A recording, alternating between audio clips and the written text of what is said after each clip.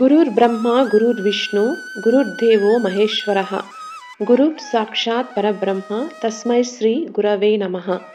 గురు పౌర్ణమి అనేది భారతీయ సంస్కృతిలో గురువును దైవంతో సమానంగా భావించి కృతజ్ఞతలు తెలిపే పవిత్రమైన రోజు.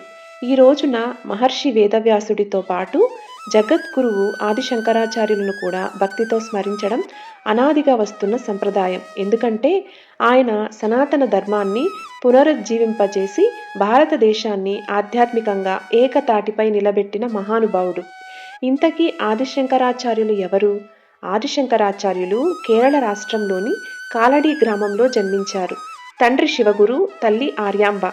చిన్నతనం నుండే అసాధారణ మేధస్సు, వేదాలపై అపారమైన పట్టు కలిగి ఉన్నారు. 8 ఏళ్ల వయసులో సన్యాసం స్వీకరించి గోవింద భగవత్పాదుల వద్ద శిష్యరికం చేశారు. అతి తక్కువ జీవిత కాలంలో భారతదేశమంతా పర్యటించి ధర్మ ప్రచారం చేశారు. ఆయన జీవితం సుమారు 32 సంవత్సరాలు అయినప్పటికీ ఆయన చేసిన సేవలు శాశ్వతమైనది. ఆ కాలంలో అనేక మతాలు, భిన్నమైన సిద్ధాంతాలు వ్యాప్తి చెందుతున్న సమయంలో వేదాలు అసలైన భావాన్ని ప్రజలకు వివరించి సనాతన ధర్మాన్ని కాపాడారు. జీవాత్మ పరమాత్మ వేర్వేరు కాదు, రెండు ఒక్కటే అనే అద్వైత తత్వాన్ని ప్రచారించారు.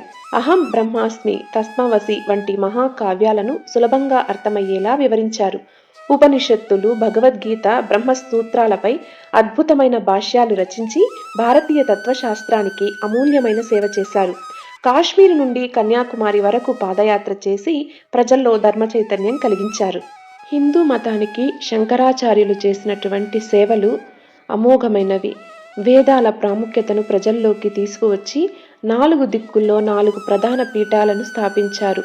ఉత్తరాన జ్యోతిర్మఠము, దక్షిణాన శృంగేరి శారదా మఠము, తూర్పున గోవర్ధన పీఠము, పడమర ద్వారకా శారదా పీఠాన్ని స్థాపించి జ్ఞానమే నిజమైన సంపద, ధర్మమే నిజమైన జీవన మార్గం, గురువే జీవితానికి వెలుగు. ఆయన చూపించిన మార్గంలో నడిస్తే వ్యక్తిగతంగా మాత్రమే కాదు, సమాజం కూడా ధర్మబద్ధంగా, శాంతియుతంగా ఉంటుంది. దేశవ్యాప్తంగా శంకరాచార్యుల వారు పండితులతో శాస్త్రార్థాలు నిర్వహించి వేదాంత సారాన్ని స్థాపించారు. విభిన్న ఆలోచనలను గౌరవిస్తూ తర్కబద్ధంగా తన సిద్ధాంతాన్ని వివరించారు. గురువు ద్వారా జ్ఞానాన్ని పొందడం భారతదేశ సంస్కృతికి మూలమని బోధించి గురు శిష్య సంప్రదాయాన్ని మరింత బలపరిచారు. గురు పౌర్ణమి రోజున మన జీవితంలో జ్ఞానాన్ని అందించిన ప్రతి గురువుకు నమస్కరించాలి. ముఖ్యంగా సనాతన ధర్మాన్ని పునరుజ్జీవింపచేసిన ఆదిగురువు శంకరాచార్యులను స్మరిస్తూ ఆయన ఆశీస్సులు ప్రతి ఒక్కరిపై ఉండాలని ప్రార్థిద్దాం. ఓం శ్రీ జగద్గురు ఆది శంకరాచార్యై నమః.